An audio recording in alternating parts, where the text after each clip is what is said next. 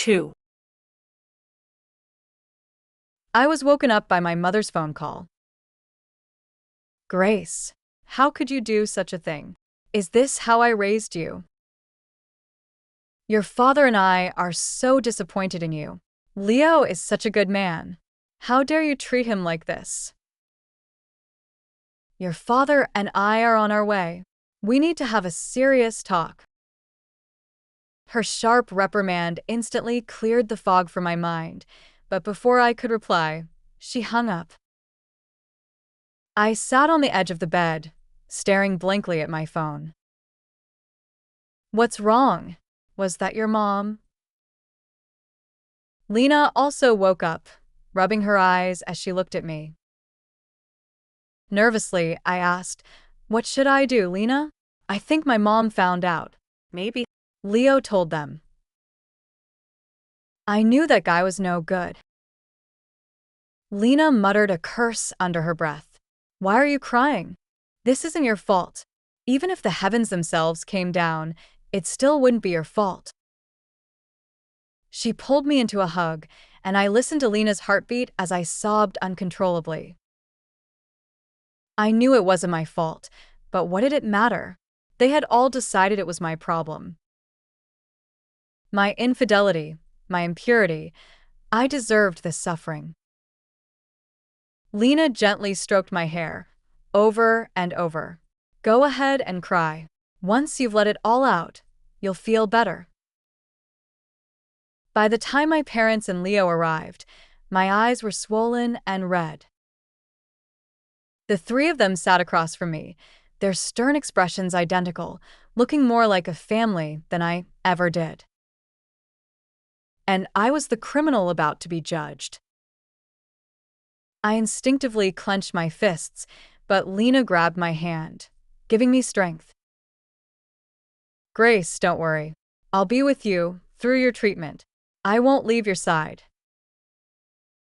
Leo looked at me with the same gentleness as before, his tone forgiving and magnanimous, earning a grateful glance from my mother. She looked at me with disappointment. Grace, look at Leo. He's so good to you, he's even willing to stay with you after all this. I have to say, as a woman, how could you do something so shameful? Is this how I raised you? As a woman, the most important thing is to maintain your virtue. My mother looked at me as if I were an unforgivable murderer. Every word she spoke felt like a mountain pressing down on me, suffocating.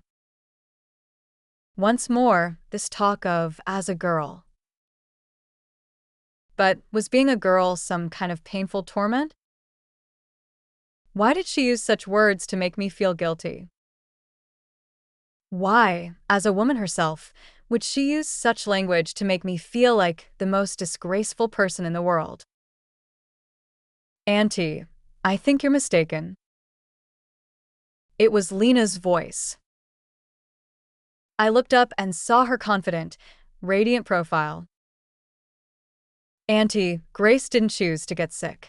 You should be questioning the person next to you, not Grace. She's not feeling well, so she needs to rest. You shouldn't talk to her like that. Just like when we were kids, Lena always stood firmly by my side whenever I felt wronged. My father frowned. What does Leo have to do with this? Only women with questionable lifestyles get this kind of disease. No, you're mistaken. I think what you really need is a proper medical education, rather than blaming your daughter out of ignorance. Lena's words sparked anger on both my parents' faces. Worried they might start arguing, I quickly interjected, Leo, do you also think I brought this illness on myself?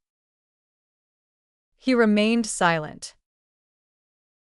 You know better than anyone what my personal life has been like.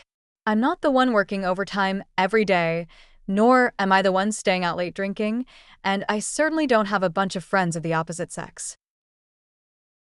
Leo, I'll handle this illness, but I don't need you telling me in that condescending tone that you'll take me in.